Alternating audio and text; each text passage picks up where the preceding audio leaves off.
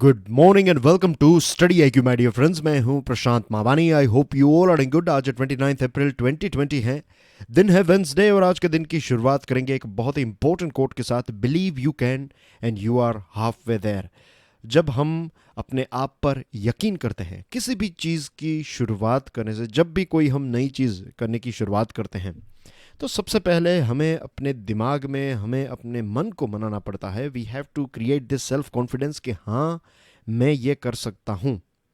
अगर एक बार आपको ये पता चल गया कि हाँ आप कर सकते हैं, भले ही वो चीज़ कभी भी आपने की ना हो, लेकिन एक बार आपने मान लिया कि यस इट इज़ पॉसिबल, तो 50% जितना काम जो है वो हो गया, मेंटल वर्क हो गया। उसके बाद आपको उस चीज़ को लेकर जो प्रैक्टिकल वर्क है वो करना है, यू नो। तो थिंक अबाउट इट। इसी के साथ डियर फ्रेंड्स, स्टडी आईक्यू का स्मार्ट कोर्स अवेलेबल है। यूपीएससी की प्रिपरेशन आप घर बैठे कर सकते हैं। प्री और मेंस दोनों को कवर करता है हमारा स्मार्ट कोर्स। ईएमआई ऑप्शन भी अवेलेबल है। और ज़्यादा जानकारी के लिए all you have to do is download our mobile application. आज के लेक्चर की पीडीएफ को डाउनलोड करने के लिए चेकआउट माई टेलीग्राम चैनल। लेक्चर को दूसरे स्टूडेंट्स के साथ शेयर जरूर करें। वीडियो पसंद आता है then hit the like button and please don't forget to subscribe to our YouTube channel. Dear friends, आज सबसे पहला जो आर्टिकल हम डिस्कस करने वाले हैं वो द हिंदू न्यूज़पेपर में से नहीं है। It is from Indian Express. ये आर्टिकल जो है इसका नाम है let's fill up the tank. ये शशि थरूर ने लिखा है। काफ़ी इंटरेस्टिंग आर्टिकल है, मुझे काफ़ी पसंद आया। ये बेसिकली कल के न्यूज़पेपर, कल के इंडियन एक्सप्रेस में ये आर्टिकल था। तो last night I was going through some extra articles, तो मुझे ये आर्टिकल मिला, तो सोचा कि कल मैं डेफिनेटली इसके बारे में आपके साथ डिस्कशन करूंगा। तो here we go. As we all know कि ऑयल प्राइस जो है वो बहुत सारी जगहों पर नेगेटिव में चल रही है। खास करके जो वेस्ट टेक्सास इंटरमीडिएट कहते हैं, WTI, जो यूएसए का जो ऑयल हब है वो है टेक्सास। तो टेक्सास में ऑयल की कीमत हो गई थी -37.63 ए बैरल। आप में से एक स्टूडेंट ने यह प्रश्न पूछा था कि माइनस कैसे हो सकता है। मीन्स ऑयल एक ऐसी चीज़ है जिसकी हम प्राइस पे करते हैं, और ऑयल खरीदने पर आपको पैसे दिए जाएंगे, तो हाउ दिस इज़ पॉसिबल। आपको एक बहुत ही ब्रीफली मैं समझाऊंगा, क्योंकि आज बहुत सारे आर्टिकल्स हमें कवर करने हैं। ऑयल या फिर जो ऑयल निकालने का जो पूरा बिजनेस है, तो ये बिजनेस में देखिए आपने एक इन्वेस्टमेंट किया है, इज़न्ट इट। आपने मशीनरीज लगाई हैं, वो मशीनरीज को ऑपरेट करने के लिए भी खर्च होता है। दो चीज़ें होती है, दो प्रकार के खर्च होते हैं, एक वेरिएबल होता है और एक फिक्स्ड कॉस्ट होता है। फॉर एग्जांपल, अगर आपकी जो शॉप है उसके ऊपर आप रेंट पे करते हैं, तो किराया जो है ये फिक्स्ड है, ये हर महीने आपको सेम देना पड़ेगा, लेट्स से 5,000 रुपये। वेरिएबल कॉस्ट जो है ये अप्स एंड डाउन्स होते रहते हैं। फॉर एग्जांपल, इलेक्ट्रिसिटी का बिल हर महीने फिक्स नहीं होगा, इज़न्ट इट। अगर आप ज़्यादा यूज़ करेंगे तो ज़्यादा आएगा, कम यूज़ करेंगे तो कम आएगा। तो इस प्रकार से बहुत सारे ऐसे वेरिएबल होते हैं जो अप्स एंड डाउन्स चलते रहते हैं, और कुछ फिक्स्ड कॉस्ट होते हैं। अब किसी भी बिजनेस में आपको ये दोनों कॉस्ट्स देखने को मिलते हैं। रिफाइनरी हो या फिर ये जो ऑयल एक्सट्रैक्ट करने का जो बिजनेस है, उसमें भी यही है कि आपको एक फिक्स्ड कॉस्ट है। आपने लाखों करोड़ों रुपए इन्वेस्ट किए हैं, और सिर्फ जो मशीन आपको दिखाई दे रहा है, that's not the only thing. इसको एक्सप्लोर करना, जब आपने ऑयल ढूंढने की शुरुआत की थी तो उस टाइम पर आपने कितने सारे पैसे इन्वेस्ट किए थे। आप 100 जगह पर ढूंढते हैं और शायद एक जगह पर आपको ऑयल मिलता है। तो ये सारा खर्च जो है, जितने सालों का, जो भी लेट्स से 10 सालों पहले आपने पूरे ऑपरेशन की शुरुआत की, और 5 साल के बाद आपको एक जगह पर ऑयल मिला, तो वो जो भी खर्च हुआ 5 साल तक का, जो भी खर्च है, और उसके बाद जो आपकी इन्वेस्टिगेशन या फिर जो एक्सप्लोरेशन अभी कंटिन्यूस है, तो उसको भी आपको फंड करना है। तो आई होप ये एक बिग पिक्चर आपको पता चल गया होगा कि सिर्फ ऑयल निकालना ऐसा नहीं है कि जो हम पानी निकालते हैं उस टाइप नहीं है कि बस एक स्विच ऑन कर दी और पानी आने लगेगा, और स्विच बंद कर दी तो पानी बंद हो जाएगा। It's not like that. अगर आप बंद भी करना चाहते हैं प्रोडक्शन, तो भी बहुत सारे इश्यूज़ होते हैं। तो कई बार ऐसा भी होता है कि ऑयल जितना निकल रहा है, मिनिमम आप जितना कम निकाल सकते हैं उतना करेंगे। उसके बाद जो निकलता ही जाएगा, तो इट इज़ बेटर कि उसको आप स्टोर करें। अब स्टोरेज की भी एक लिमिट है। एक बार आपकी टैंक्स जो हैं, स्टोरेज टैंक्स फुल हो गई, उसके बाद क्या होगा? आप ऐसे ही मीन्स वेस्ट हो जाएगा, राइट। तो एनवायरमेंट और ये सारे लॉज भी आपके ऊपर हैं, उसके ऊपर आपको पेनल्टीज लग सकती हैं।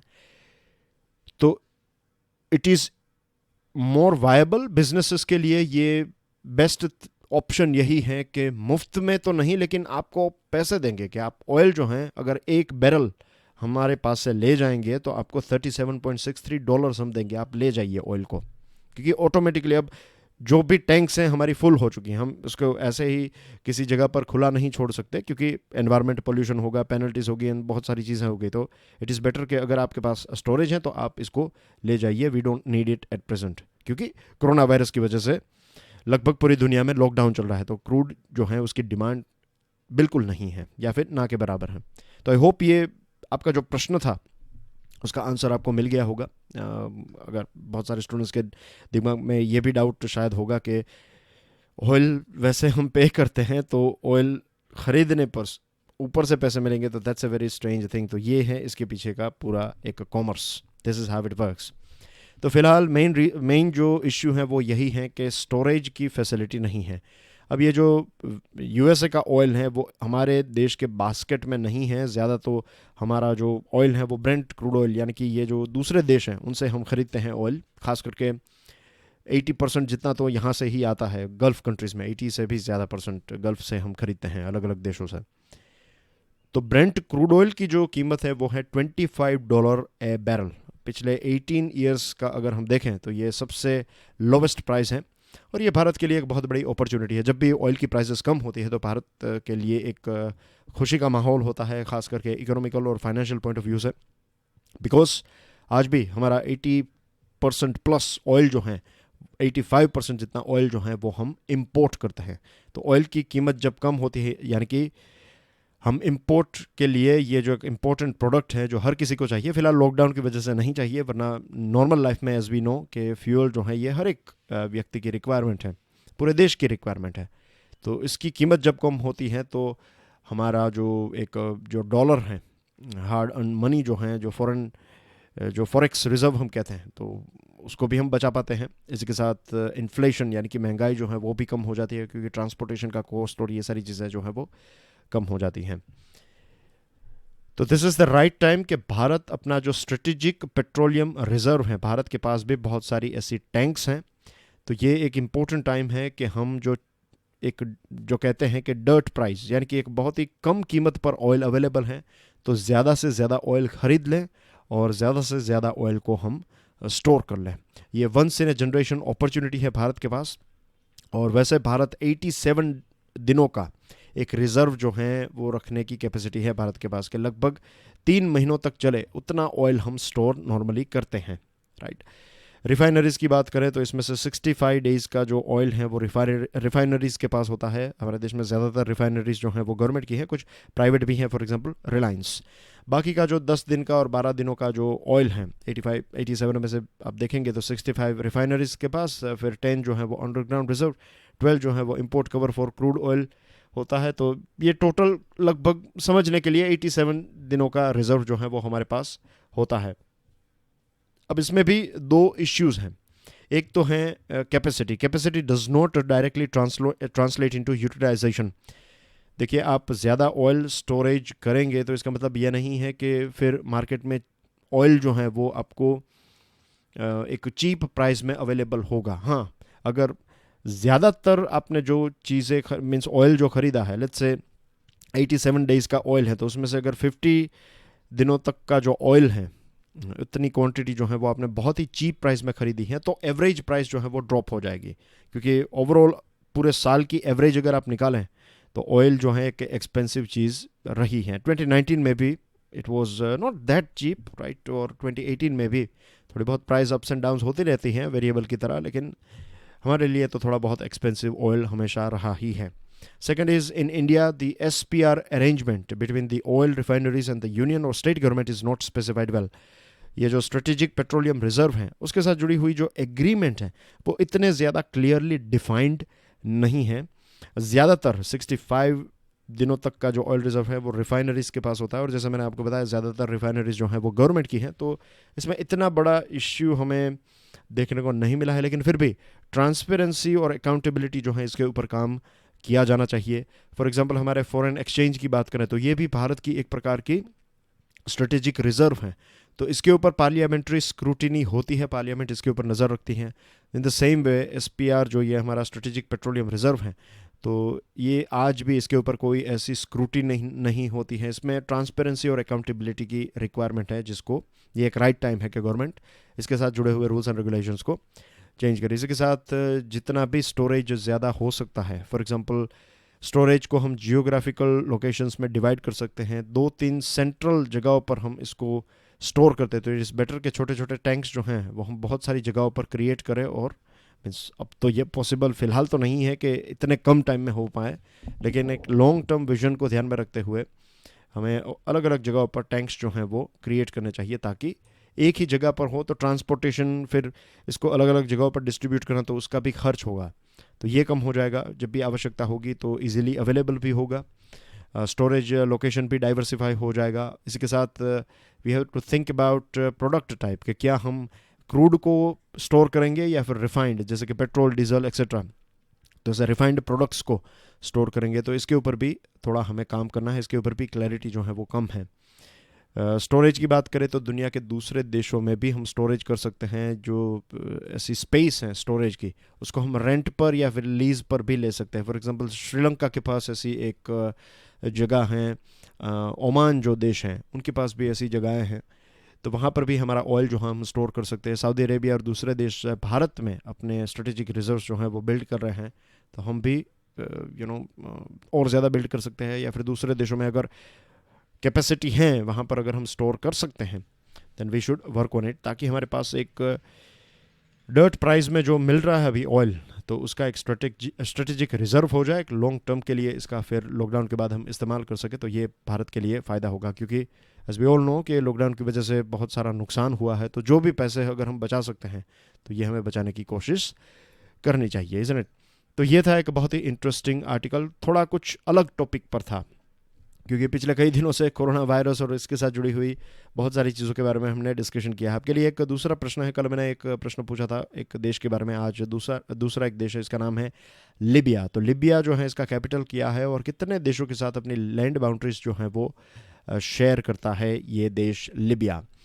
फिर डियर फ्रेंड्स, दूसरे जो आर्टिकल्स आज हम डिस्कस करने वाले हैं उसमें एक है ए टास्क फॉर साउथ एशिया। एक इंटरेस्टिंग आर्टिकल है, एक कराची से व्यक्ति हैं, एक भारत से व्यक्ति हैं, दोनों ने मिलकर, एक पाकिस्तान और भारत से व्यक्ति जो हैं उन्होंने मिलकर ये आर्टिकल लिखा है, साउथ एशिया के बारे में है, दक्षिण एशिया के बारे में, तो इसको डिस्कस करेंगे। उसके बाद हम बात करने वाले हैं इस आर्टिकल के बारे में, यहाँ पर हर्ड इम्यूनिटी और 2 डॉक्टर्स जो हैं उनके ओपिनियंस काफ़ी इंपॉर्टेंट है, तो उसको देखेंगे।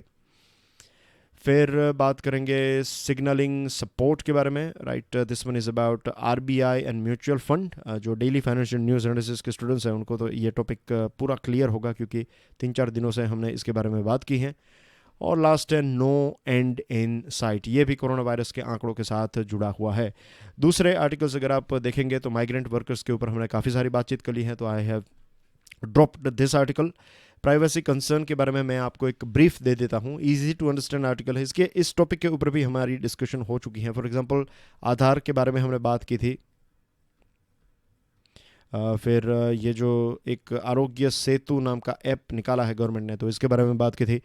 चाइना का एग्जांपल आपको याद दिलाना चाहूँगा, हमने डिस्कशन की थी कि कैसे चाइना ऐप के माध्यम से लोगों को ट्रेस कर रहा है। लॉकडाउन खोलने के बाद चाइना ने एक प्रकार का रेस्ट्रिक्शन लगाया है लोगों के ऊपर, टेक्नोलॉजी के माध्यम से रेस्ट्रिक्शंस लगा रहा है चाइना, तो ऐसी ही चीज़ भारत में हो सकती है, तो इसके बारे में ऑलरेडी हमने डिस्कशन कर लिया है। इसके साथ डेटा जो है, यहाँ पर प्राइवेसी के बारे में बात है कि फॉर एग्जांपल आपको पता है कि अगर किसी व्यक्ति को कोरोना वायरस होता है तो उसके घर के बाहर मीन्स अगर हॉस्पिटल में वो एडमिटेड नहीं है, अगर माइल्ड केस हैं, अगर वो घर में ही उनको क्वारंटाइन में रखा है, तो फिर उनके घर के बाहर जो हैं वो एक नोटिस लगाई जाती हैं कि इस घर में कोरोना वायरस अफेक्टेड लोग रहते हैं, इन्फेक्टेड लोग रहते हैं। तो एक ये चीज़ हैं जो हमारे देश में चल रही है, आई एम श्योर आपको इसके बारे में पता है।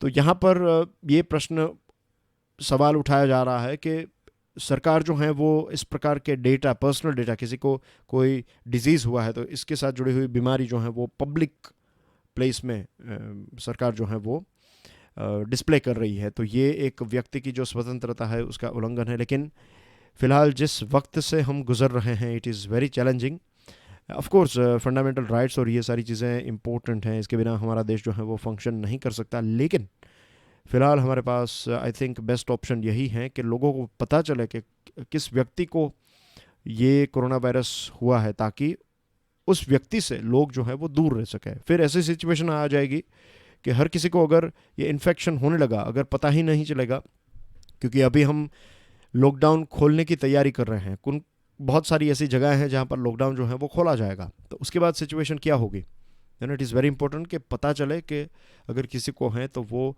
घर में रहें। बहुत सारे ऐसे लोग हैं जो इसको सीरियसली नहीं लेते। अभी कल ही हम बात कर रहे थे, इसलिए कि एक व्यक्ति जो है वो बार्बर शॉप में गए और वहाँ से 6 लोगों को कोरोना वायरस हो गया। तो ऐसी सिचुएशन हम देखना नहीं चाहते। और कुछ दूसरे इंपॉर्टेंट आंकड़े भी हम देखेंगे। Unlocking justice in the lockdown, same thing है, राइट। के कल हमने बात की थी कि डिजिटल माध्यम से कोर्ट्स जो हैं उसको चलाया जा सकता है, और जुडिशरी को ये भी चीज़ें, जैसे कि बहुत सारी चीज़ें, बिकॉज एक टफ टाइम से हम गुजर रहे हैं, तो जुडिशरी एज ए डायरेक्ट करें। कई वायोलेशंस भी हो रहे हैं, फंडामेंटल राइट्स के वायोलेशंस हो रहे हैं, दूसरी प्रकार के लॉ जो हैं उसका पालन नहीं हो रहा है, किसी को मारा जा रहा है, ये सारी चीज़ें भी हो रही है। तो ये भी इम्पोर्टेंट है कि कोर्ट्स जो हैं वो फंक्शन करें। तो यही है इस 2 आर्टिकल्स की ब्रीफिंग। तो let's move on to in depth analysis. A task for South Asia. Karachi और मुंबई दोनों दुनिया के one of the most densely populated, यानी कि यहाँ पर एक बहुत ज़्यादा भीड़ हमें देखने को मिलती है लोगों की। Of course we know it very well. और साउथ एशियन रीजन के बारे में है तो आपकी स्क्रीन के ऊपर है साउथ एशिया। इसमें टोटल 8 कंट्रीज़ हैं। आपने सार्क का नाम सुना होगा, SAARC, यानी कि south Asian association of regional cooperation. इसके 8 देश जो हैं वो आपकी स्क्रीन के ऊपर है। ये पूरा क्षेत्र जो है इसको हम दक्षिण एशिया के नाम से जानते हैं।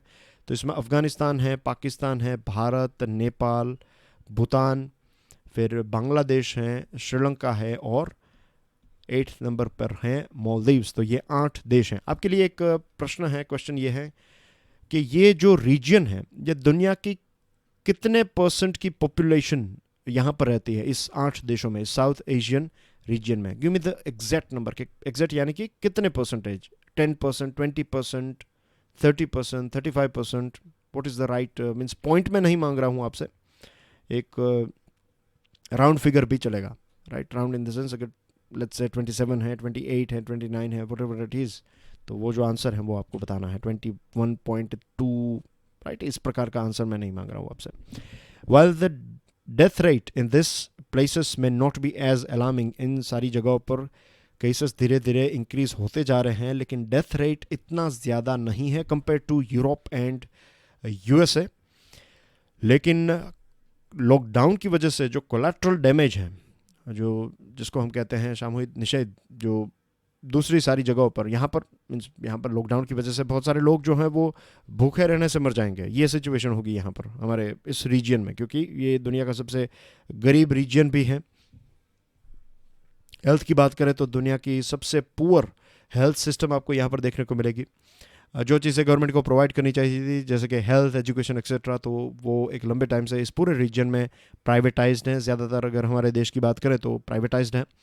तो हेल्थ केयर प्राइवेटाइज हो गई, तो इससे फ़ायदा ये हुआ कि नए नए प्रोडक्ट्स, नए नए इनोवेशंस और टेक्नोलॉजी और एक्सपर्टीज़ तो आई, लेकिन इसी के साथ साथ आउट ऑफ पॉकेट एक्सपेंसेस जो हैं वो भी काफ़ी इंक्रीज़ हो गए लोगों के। कुछ सालों पहले की बात है, आई थिंक बिन 6-7 ईयर्स या फिर उससे भी ज़्यादा हो चुका है। साउथ इंडिया के तमिलनाडु के एक IPS ऑफिसर हैं, उनका नाम है C शैलेंद्र बाबू। उनके वीडियोस जो हैं वो आपको यूट्यूब पर मिल जाएंगे। मैंने 7-8 साल पहले उनके वीडियोस देखे थे, काफ़ी देखता था। Is a very inspiring person. तो उनके एक वीडियो में वो एक कहीं आई थिंक मैनेजमेंट स्कूल में कहीं पर गए थे, एंड उन्होंने काफ़ी एक इंटरेस्टिंग बात बताई कि जो पहले यूरोपियंस यहाँ पर आए, स्टार्टिंग में जो यूरोपियंस भारत में आने लगे, लेट्स से कोई 25 यूरोपियन यहाँ पर आए, तो वापस कोई नहीं जा पा रहा था, या फिर 1-2 लोग ही वापस लौट पाए अपने देश में, क्योंकि यहाँ पर मलेरिया और इन सारे डिजीज़ की वजह से उनकी मृत्यु होने लगी थी। वो बाहर से यहाँ पर आते थे और ये जो बीमारियां हैं, मच्छर काटने से लोग यहाँ पर मर जाते थे, तो ऐसे बहुत सारे डिजीजेस थे। और हमारे देश में वैसे भी टीबी का आंकड़ा देख लीजिए, एचआईवी है, मलेरिया है, तो इस प्रकार के डिजीजेस ऑलरेडी थे। ऊपर से चिकनगुनिया, फिर डेंगी, ये सारे डिजीजेस जो हैं ये भी काफ़ी स्प्रेड होने लगे। इसकी पूरी एक सीजन्स होती हैं हमारे देश में, एज यू नो, और बहुत सारे लोग जो हैं इसकी वजह से मरते भी रहते हैं। Hunger, malnutrition, poor sanitation, large scale migration, ये सारे फीचर्स भी इस पूरे रीजन के, साउथ एशियन रीजन में काफ़ी कॉमन है।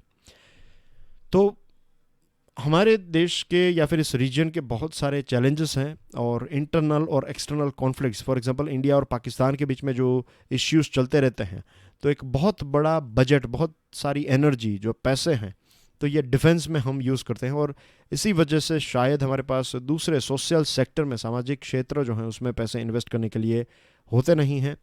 फिर इस पूरे रीजन में रिलीजियन जो है वो भी एक बहुत ही इम्पोर्टेंट रोल प्ले करता है। यहाँ के लोग जो हैं वो काफ़ी धार्मिक हैं। और पाकिस्तान की बात करें तो you know it very well, आपने न्यूज़ चैनल में देखा होगा कि पाकिस्तान में कुछ ऐसे डिवोटीज़ हैं, कुछ ऐसे लोग हैं जो नहीं मान रहे हैं, लॉकडाउन का पालन नहीं कर रहे हैं, और भीड़ जो है वो इकट्ठा हो रही है, और अब वहाँ पर कम्युनिटी स्प्रेड जो है इसकी शुरुआत हो गई। और यहाँ पर मैं किसी एक रिलीजन के बारे में बात नहीं कर रहा हूँ, आई एम नॉट सेइंग कि मुस्लिम से ऐसा कर रहे हैं। I will give you one example. USA में कुछ दिनों पहले की बात है, आई थिंक 10-15 दिन पहले की बात है, जब ईस्टर और ये सारी जो हॉलीडेज थी वो आने वाली थी, उससे पहले यूएसए के बहुत सारे अलग अलग रीजन में से, बहुत सारे चर्चेस में से, बहुत सारे प्रीस्ट और बहुत सारे फॉलोवर्स जो हैं वो ये बता रहे थे कि ऊपर वाला जो है, गॉड जो है, वो हमारे साथ है, हमें ये कोरोना वायरस नहीं हो सकता। तो ऐसा नहीं है कि सिर्फ इसी रीजन में है, दुनिया के अलग अलग रीजन में इंसान जो हैं वो कई बार इस प्रकार से चीज़ों को सोचते हैं इमोशनल होकर, या फिर एक हमारी जो बिलीफ सिस्टम है वो हमें ये मानने पर, मीन्स हम यही मानने लगते हैं कि हमारा प्रोटेक्शन हो जाएगा, हमें कुछ नहीं होगा। कई बार बिलीव्स काम करती हैं, लेकिन इन्फेक्शियस ये इस प्रकार के जो डिजीज़ेस हैं उसके लिए हमें ऊपर वाले ने लॉजिक दिया है, राइट, रैशनैलिटी, यानी कि हमें तर्क दिया है, हम सोच सकते हैं, तो इसका इस्तेमाल भी हमें करना चाहिए, राइट। That's a signal. अगर हम सोचें तो ऊपर वाले ने यही सिग्नल दिया है कि आपको दिमाग दिया है, अब आप इसका इस्तेमाल करें। तो ऐसी सिचुएशन हमें कई जगह पर, और यहाँ पर अगेन कोई एक पर्टिकुलर रिलीजन की बात नहीं है, इट्स वेरी सैड कि अगर हम देखिए, जो व्यक्ति के बारे में मैंने आपको बताया कि जो बार्बर के पास गया, तो उसकी भी कहीं ना कहीं यही बिलीफ होगी कि हमें कुछ नहीं होगा। अगर वो धर्म से सोचे या फिर एक ओवर कॉन्फिडेंस में से सोचे, वो हमें पता नहीं है, लेकिन ऐसे कुछ ऑप्शंस होंगे उस व्यक्ति के पास, ऐसे कुछ रास्ते उन्होंने सोचे होंगे कि या तो मुझे ऊपर वाला बचा लेगा, या फिर मुझे कुछ नहीं हो सकता, ऐसे डिजीजेस हमें नहीं होते हैं, थिंग्स लाइक दैट, लेकिन हो जाते हैं। तो this is the thing, right. और हेल्थ प्रोफेशनल और बॉडीज़, और ये चीज़ के बारे में हमने वैसे भी बात की थी कि अब एक नई डिमांड होगी। ये जो प्री इलेक्शन स्ट्रेटजी होती है कि हेल्थ में हम ये करेंगे, आई डोंट थिंक सो अब लोग इन सारी चीज़ों के ऊपर यकीन करेंगे। People will ask for more results. अब लोग डिमांड करेंगे कि आप रिजल्ट्स प्रोड्यूस कर पा रहे हैं या नहीं, खास करके इलेक्शन के टाइम पर। तो अब कैंपेन में सिर्फ वादे नहीं चलेंगे, आपको एक्शंस भी लेनी पड़ेगी। और इट इज़ बेटर, इस आर्टिकल में जो राइटर्स हैं वो यही सजेस्ट कर रहे हैं कि एक रीजनल स्ट्रेटजी डिज़ाइन की जाए, रादर दैन एक एक देश अपने अपने बारे में सोचे। इससे अच्छा है कि पूरा ये रीजन जो है वो इस कोरोना वायरस को एक साथ मिलकर फाइट करें। फिर दूसरा एक आर्टिकल है, ये भी कोरोना वायरस के ऊपर है, लेकिन यहाँ पर 2 डॉक्टर्स जो हैं उनका काफ़ी इंटरेस्टिंग व्यू पॉइंट मुझे लगा। एज वी ऑल नो कि कोरोना वायरस के केसेस जो हैं वो बढ़ते जा रहे हैं, और शटडाउन और लॉकडाउन से हमें जो मिला है वो है वक्त, और इस वक्त का हमें बेस्ट यूटिलाइजेशन करना चाहिए। डॉक्टर गिरिधर आर बाबू हैं और दूसरे हैं जयप्रकाश मुलियल।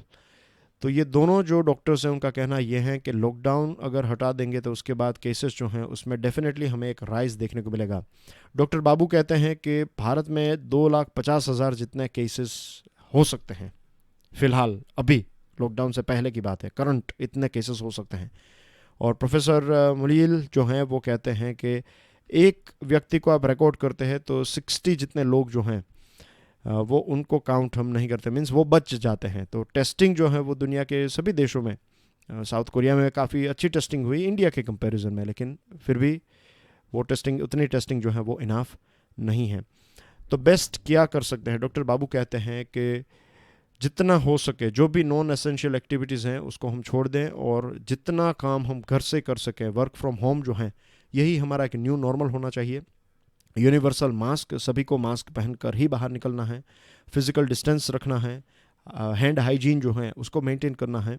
और हर्ड इम्यूनिटी के बारे में भी उन्होंने बताया। हर्ड इम्यूनिटी का एक्सपेरिमेंट किया था यूके ने, ये बोरिस जॉनसन है, तो उन्होंने हर्ड इम्यूनिटी को प्रमोट किया था। उन्होंने कहा कि हर्ड इम्यूनिटी करते हैं। उन्होंने जो एक गलती कर दी वो ये थी कि जो बुज़ुर्ग हैं उनको भी हर्ड इम्यूनिटी में लाने की कोशिश की। हर्ड इम्यूनिटी में बेसिकली ये होता है, बहुत ही सिंपल लैंग्वेज में, कि एक साथ ज़्यादा लोगों को कोई एक डिजीज़ इन्फेक्ट हो जाता है, फिर धीरे धीरे नेचुरली हमारी बॉडी जो है वो उसको फाइट करने लगती है और we become immune to that thing. लेकिन ये रिस्की भी हैं, इसमें बहुत सारे लोगों की जान भी चली जाती है। तो यहाँ पर दोनों डॉक्टर्स जो हैं वो ये बता रहे हैं कि यंगस्टर्स जो हैं उनको बाहर निकलने की परमिशन धीरे धीरे जो एरियाज़ ग्रीन हैं वहाँ पर देनी चाहिए। और अगर उनको इन्फेक्शन होगा तो भी सिम्टम्स जो हैं वो माइल्ड होंगे, इतना ज़्यादा सीवियर नहीं होगा, रिकवरी के रेट्स भी ज़्यादा होंगे। तो ऐसे ऐसे करके धीरे धीरे हर्ड इम्यूनिटी जो है वो डेवलप हो सकती हैं। H1N1 जो 2009 में आया था, तो उस टाइम पर जिन जिन जगहों पर स्प्रेड हुआ था, तो 2 सालों में 40% जितनी पॉपुलेशन को ये हो गया था। सेम थिंग गोज़ विद 1918 का जो स्पेनिश फ्लू है, एशियन फ्लू है, 68 का हांगकांग इन्फ्लुएंजा है। तो हर्ड इम्यूनिटी जो है इससे ही मीन्स हर्ड इम्यूनिटी डेवलप हुई। प्री वैक्सीनेशन के दिनों में जर्मनी में भी ये बार बार मिजल्स जो हैं वो हर 7 सालों में देखने को मिलता था, कुछ जगहों पर 3 सालों पर, हर 3 सालों में ये वापस आ जाता था। तो हर्ड इम्यूनिटी की वजह से ही लोग जो हैं वो बच पाए हैं। कुछ टाइम पहले कुछ डॉक्टर्स ने ये भी बताया था कि हर्ड इम्यूनिटी ट्राई करनी चाहिए, लेकिन वैक्सीनेशन मिल जाए उसके बाद। तो अब एक अलग अलग डॉक्टर्स अलग अलग एक व्यू पॉइंट्स आ रहे हैं। कोई बता रहे हैं कि वैक्सीनेशन के बाद हर्ड इम्यूनिटी को डेवलप करें, कोई कह रहा है कि यंगस्टर्स जो हैं उनको छूट देनी चाहिए और हर्ड इम्यूनिटी उनमें डेवलप हो जाएगी। तो we have to wait and watch. ये सारे ओपिनियंस हैं जो आपको ध्यान में रखना है, कोई ऐसा नहीं है कि यही एक रास्ता है जिसको हमें फॉलो करना है। WHO ने एक दूसरा एक सिग्नल दिया है, एक वार्निंग भी आप कह सकते हैं, राइट, कि बहुत सारे ऐसे केसेस हैं। फॉर एग्जांपल साउथ कोरिया में 222 ऐसे लोग थे जिनको सेकंड टाइम कोरोना वायरस हुआ। वो एक बार कोरोना वायरस हुआ था, रिकवर हो गया, लेकिन फिर भी वापस उनको हुआ। तो ये भी एक चिंता का विषय है। तो बहुत सारी चीज़ें अभी फ़िलहाल हमें इसके बारे में सीखनी है। फिर सिग्नलिंग सपोर्ट के बारे में बात करें तो ये RBI का एक डिसीजन है। रिजर्व बैंक ऑफ इंडिया ने यह बताया है कि 50,000 करोड़ रुपीज़ का एक लिक्विडिटी इंजेक्शन दिया जाएगा म्यूचुअल फंड्स को। अब ये कैसे होगा? रिजर्व बैंक ऑफ इंडिया जो है वो बैंक्स को ये पैसे देगी और बैंक्स जो है फिर अपने क्लाइंट्स जो म्यूचुअल फंड्स हैं उनको पैसे दे सकते हैं।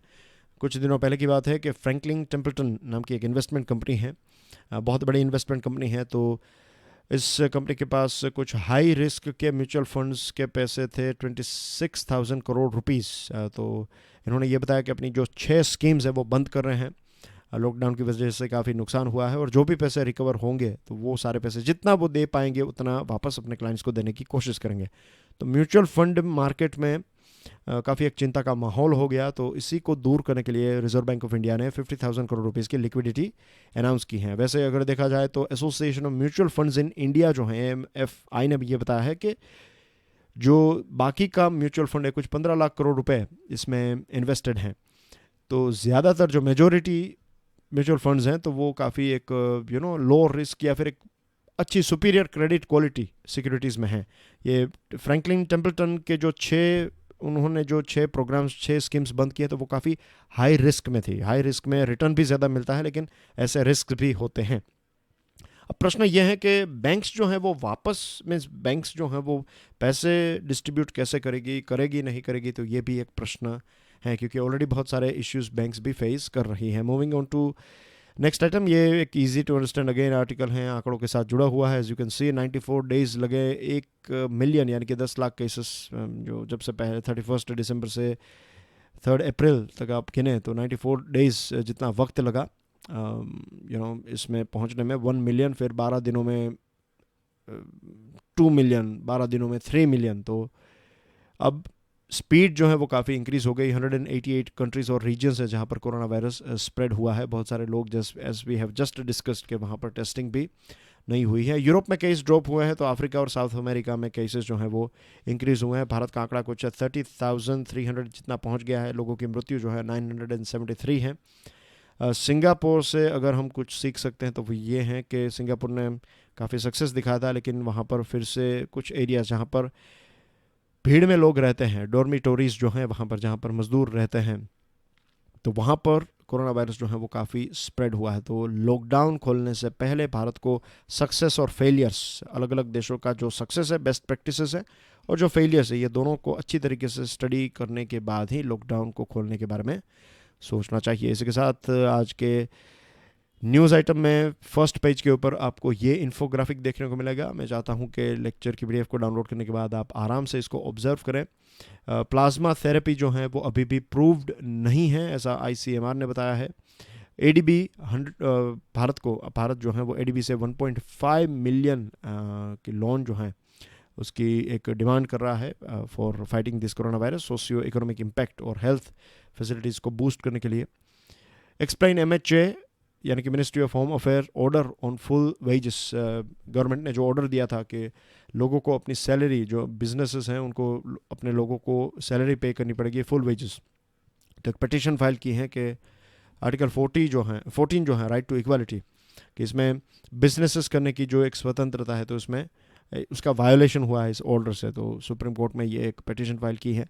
नीति आयोग ने ये जो ग्लोबल टेररिज्म इंडेक्स है उसमें भारत का रैंक जो है वो 7th रखा है, तो इसका विरोध किया है। मीन्स नीति आयोग ने प्रश्न पूछे हैं कि आपकी मेथड क्या थी और आपको किन किन जगहों से पैसे मिल रहे हैं, फंडिंग कहाँ से मिलती है, तो वो भी बताइए। तो इसका आंसर कोई नहीं मिला। ये एक ऑस्ट्रेलिया की एक एजेंसी है जिसने इस डेटा को कंपाइल किया है। USCIRF, United states commission on international religious freedom, इसने भारत का जो रैंक है वो डाउनग्रेड किया है। बेसिकली उनका कहना यह है कि भारत में धार्मिक स्वतंत्रता नहीं है। China, north Korea, Saudi Arabia, Pakistan में जिस प्रकार की स्वतंत्रता मिलती है लोगों को, ऐसी स्वतंत्रता भारत में मिलती है, ऐसा इस रिपोर्ट का कहना है। भारत प्लान कर रहा है कि गल्फ़ रीजन में हमारे जो लोग हैं उनको इवैक्यूएट किया जाए। चाइना ने, भारत ने जो बताया है कि फॉल्टी किट्स आपने सप्लाई की है, तो चाइना ने ये बताया कि दिस इज़ अनफेयर। और डेक्कन के जो फार्मर्स है साउथ इंडिया के कुछ रीजन में बारिश जो है वो नहीं होगी इतनी ज़्यादा जून और जुलाई में, ऐसा मिनिस्ट्री ने बताया है। और जयशंकर साहब जो हैं हमारे फॉरेन मिनिस्टर, तो ब्रिक्स देशों के साथ बात करते हुए, अपने काउंटर पार्ट्स जो हैं ब्रिक्स के, उनके साथ बात करते हुए उन्होंने ये बताया है कि ये जो ब्रिक्स रीजन है तो इसको पैसे इकट्ठा करके इकोनॉमिक सपोर्ट जो है वो ब्रिक्स रीजन के बिजनेसेस को प्रोवाइड करना चाहिए। And that's everything in today's discussion dear friends. Thank you very much for watching this video. God bless you all. जय हिंद।